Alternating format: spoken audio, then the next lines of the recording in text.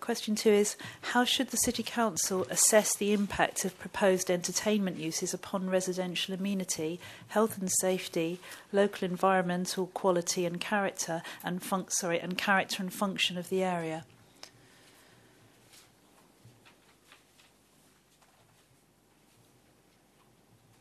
Again, I don't mind starting off on that one. I admit, actually, that's not the best worded question. I think what we're trying to get at there is how should we assess applications for entertainment uses? What are the things we should take into account when we look at application for an entertainment use? Currently, the UDP looks at things like, obviously, proximity to residential uses, the character and function of the area, effects on parking, etc. So that question is getting at what should we take into account. So again, I'd be interested in your views on that. Charlotte Ferguson, Art Service at Westminster City Council.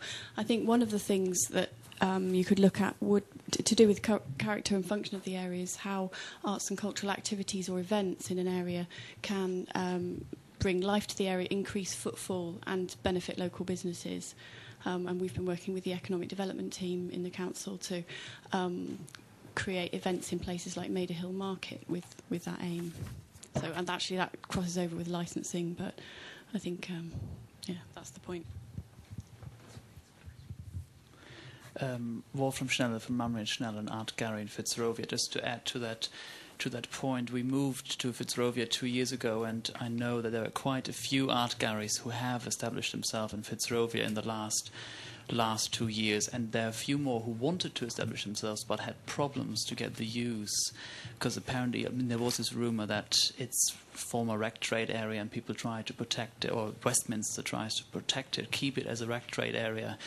But it is an area that is very attractive to art galleries because there are showrooms, there are good spaces for galleries, and I just wanted to draw your attention that it has been a problem to get the usage to establish the gallery there. May I ask a question? Are there policies to protect the rag trade? Yes, we do have policies. Sorry, just off the top of my head, I can't think of the policy, but yeah, we do have policies. Sorry to jump in, there's showroom policies that actually protect light industrial uses. It's mainly north of Oxford Street in a quite tight area. Sorry.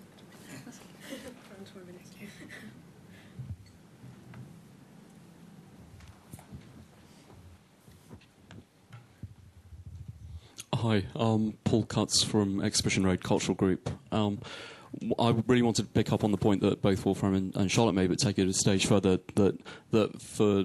From our perspective on the sort of western fringes of the borough, one of the things that we're trying to do more and more is work in multidisciplinary ways. And one of the things about some of the restrictions that are currently applied on space and usage across the borough is that they're not very flexible in terms of responding to arts and culture, and actually how arts and culture moves much more quickly than planning departments do.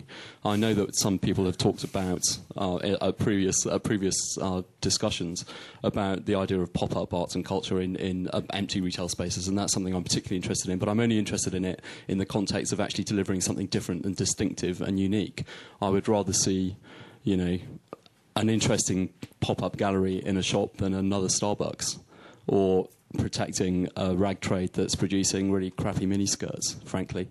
So, that's my perspective. I think it's about, if you're going to use arts and culture, use it in a way that's distinct, that adds something to the distinctive area and the character of the environment, and try and be a bit more responsive to the way that arts and culture moves and the way that arts and culture is changing and transforming all the time, and how that actually can reflect some of the core values of what Westminster is about as well: internationalism, multidisciplinary, all of those sorts of issues. So I'd be quite interested in knowing what sort of quality thresholds you also put on some of your ideas for how the area will develop over time, and particularly how arts and culture can feed into that. And Darren Milroy from Rothschild again. I perhaps might like to turn the question on its head and suggest how should the City Council actually aim to protect residential from the impacts of the West End central area and all the arts, the theatres, the cinemas, the restaurants, the bars. Should we be actually putting loads more residential into that area? If people want to live in that area, the experience of clients that I know, they are looking to provide small residential units for people who actually want to live in that area.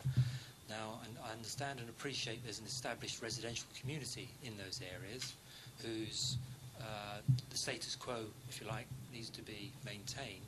But in terms of planning for the future, should we actually be putting more residential into that area, into those areas?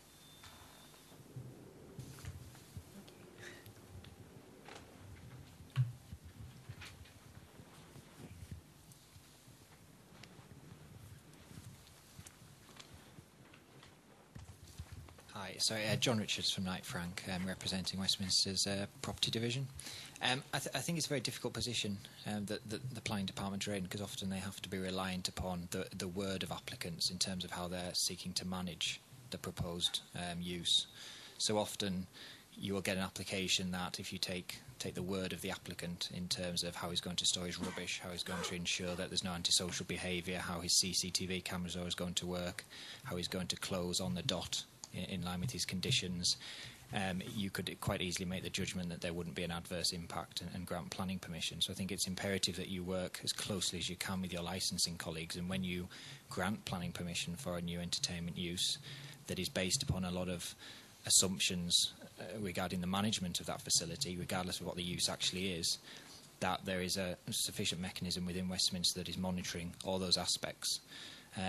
And then that gives you the comfort that just because you have had a bad experience with perhaps a nightclub use in Soho or a new bar on Edgware Road, that doesn't prevent other perhaps more reliable and more sensitive developers and tenants actually having the opportunity to run what can be a very viable and attractive use within Westminster.